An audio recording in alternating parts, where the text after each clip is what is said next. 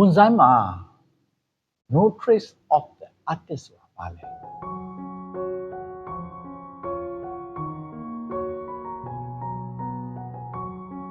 ဝန်ဆိုင်မှုပညာမှာ no trace of the artist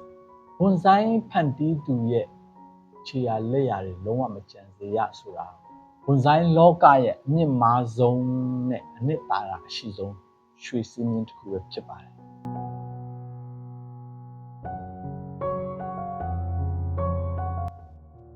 အတိတ်ပဲကတော့ကိုဖန်တီးရတဲ့ဝန်ဆိုင်ပင်ကိုကြည့်လိုက်တဲ့အခါမှာလူတွေကတမင်တကာဝါယာပတ်ထားပြီးပုံသွင်းတဲ့ဒဏ်ရာတွေဓာတ်နဲ့ချစ်ထားတဲ့ဒဏ်ရာတွေနောက်ပြီးတော့စောက်တွေနဲ့ထူထွင်းပြီးတော့ယူလိုလောက်ထားတဲ့ဒဏ်ရာတွေစတဲ့လူလောက်ထားတဲ့အမတ်သားခြေရာလက်ရာတွေကိုလုံးဝမကြံစေပဲနဲ့တောတောင်ထဲမှာတဘာဝအတိုင်းရာစုနှစ်နဲ့ချီပြီးတော့ရှင်သန်ကြီးထွားခဲ့တဲ့အပင်အိုကြီးတစ်ခုလိုမျိုးရာနှုန်းပြည့်တဘာဝအတိုင်းဖြစ်နေရမယ်လို့ဆိုတဲ့သဘောပါဒီနေရာမှာဝန်ဆိုင်ပညာရှင်ဂျွန်နာကာရဲ့နာမည်ကြီးစကားတစ်ခုရှိပါတယ်အဲ့ဒါကတော့အပင်ကြီးတစ်ပင်ကိုဝန်ဆိုင်ပင်ပေါက်အောင်လုပ်နေတာမဟုတ်ပါဘူးဝန်ဆိုင်ပင်လေးကိုအပင်ကြီးတစ်ပင်ပုံစံပေါက်နေအောင်လုပ်နေတာပါတဲ့အဲ့ဒါက no trace of the artist ဆိုတဲ့စကားကိုအတည်ဖြစ်အောင်တက်သိဖြစ်အောင်အန်တီပေးနေခြင်းဖြစ်ပါတယ်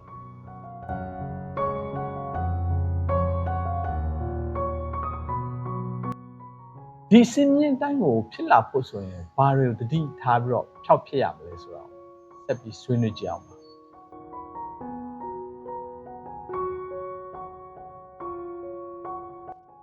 ဝန်ဆိုင်လုပ်တဲ့အခါမှာလူတွေပြုလုပ်ဖန်တီးထားမှန်းသိတာစေတဲ့အဓိကတရားခံတွေကိုအနုပညာမြောက်စွာဖြောက်ဖြက်ပြရပါမယ်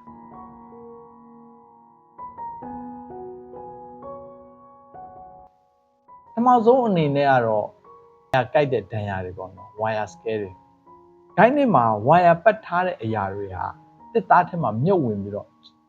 ကြောင်လိန်လေကားလိုမျိုးအမာရွတ်တွေကြံခဲ့တာဟာလူလောက်ထားမှန်းသိတာစေတဲ့တကယ်ခြေရာလက်ရာတွေပဲဖြစ်ပါတယ်ဒါဆိုရင်ဒီဝါယာကိုက်ထားတဲ့ဒဏ်ရာတွေကိုဘလို့ထောက်ပြမလဲဆိုတာဆက်ပြီးကြည့်အောင်ပါဝါယာကိုက်ထားတဲ့ဒဏ်ရာတွေကိုမဖြစ်ပေါ်စေဖို့နဲ့ဖြောက်ဖြက်ဖို့ဆိုရင်ဝါယာတွေကိုအချိန်မီဖြုတ်ပေးရပါမယ်အထူးသဖြင့်ကြီးထွားနှုံမြန်တဲ့အပင်တွေမှာညောင်တို့ရေသဖန်းတို့ပရမနာတို့ဆိုတာအရန်ကြီးထွားနှုံမြန်တယ်ဒီအပင်တွေမှာဂိုင်းပေါ်ဖို့ဝါယာကိုပတ်မဲ့အစားဂိုင်းဝါယာလို့ခေါ်တဲ့ကျိုးဆွဲတဲ့စနစ်တွေဒါမှမဟုတ် clip and glue လို့ခေါ်တဲ့ဖြတ်ပြီးညှက်ပြီးပုံသွင်းတဲ့စနစ်တွေကိုပြောင်းသုံးပြီးတော့ကျွန်တော်တို့ရဲ့ခြေရာလက်ရာတွေကိုဖြောက်ဖြက်ဒီဝါယာကိုက်ချင်းတန်ရာတွေကိုရှောင်ရှားနိုင်ပါတယ်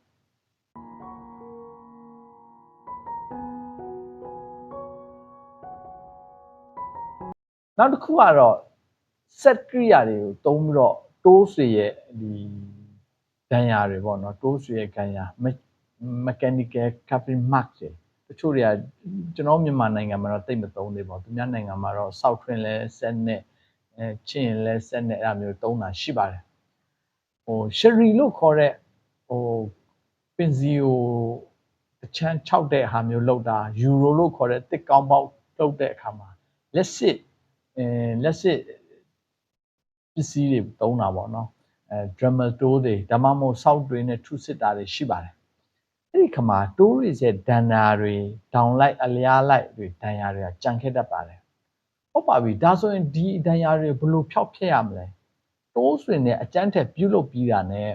တဘာဝအတိုင်းလေတိုက်လို့ကျိုးသွားတဲ့ပုံစံမျိုးရအောင်သစ္စာဖြက်စတွေကို brush နဲ့ပုတ်တိုက်ထားတာတဘာဝအတိုင်းအမြင်လိုက်တွေကိုဆွဲပြီးတော့အကွဲချောင်းတွေရအောင်အမြင်လိုက်ဆွဲခွာတာမျိုးတွေကိုပြုတ်လုပ်ပြီးတော့ခြေရဖြောက်ရမှာပဲဖြစ်ပါတယ်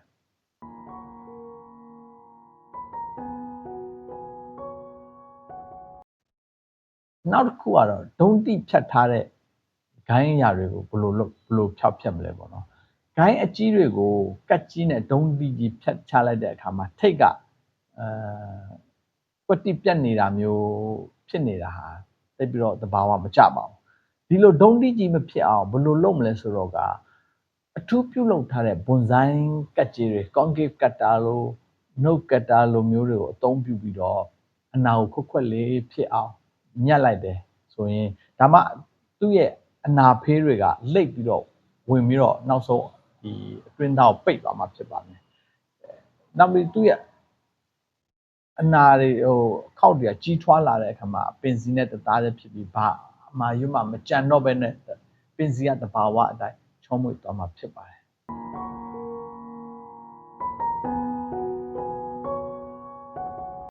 နောက်တစ်ခုပင်ကိုပုံသွင်းတဲ့နေရာမှာတအားကြီးgeometry ဆန်လွန်းတဲ့ပုံသဏ္ဍာန်တွေပေါ့နော် too perfect geometry ပုံစံတွေကိုရှောင်ရှားပါမယ်အပင်ရဲ့ရက်အုပ်တွေကတိတ်ပြီးတိကျလွန်းပြီးတော့ geometry ဆန်လွန်းနေတာဒါမှမဟုတ်ဂိုင်းတွေကဘေးညာတလဲစီကွတိတူညီနေတာ symmetric ဖြစ်လွန်းတာတွေဟာလည်းလူ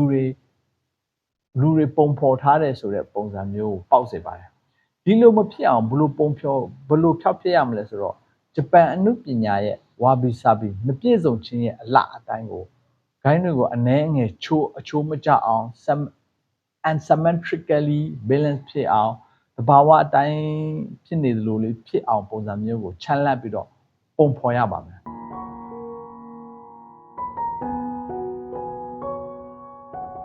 အနှစ်ချုပ်အဖြစ်အကောင်းဆုံးဆိုတဲ့ဘွန်ဆိုင်အနုပညာဆိုတာဖန်တီးသူပညာရှင်ရဲ့ကျွမ်းကျင်မှုတော်မှုတွေကိုကြွားလုံးထုတ်ပြနေဖို့မဟုတ်ပဲနဲ့ကြည့်လိုက်တဲ့သူကဒီအပင်လေးကိုလူတွေကဘလောက်တောင်တဘာဝတိုင်းကြအောင်ဖန်တီးထားနိုင်တာလဲဆိုတာကိုတွေးမိစေဖို့ပဲဖြစ်ပါတယ်ဒါကတဘာဝတရားကြီးကတကယ်ဖန်တီးထားတဲ့အရာပဲတကယ်အံ့ဩစရာပဲလို့ပါဇက်ထုတ်ပြောလာမိအောင်မိမိရဲ့ခြေရာလက်ရာတွေကွယ်ဝိုက်ထားနိုင်ခြင်းပဲဖြစ်ပါတယ်အဲ့ဒါကို no trace of the artist လို့ခေါ်ပါတယ်ကျေးဇူးတင်ပါတယ်နားလည်ကြမယ်လို့ပြောလိုက်ပါ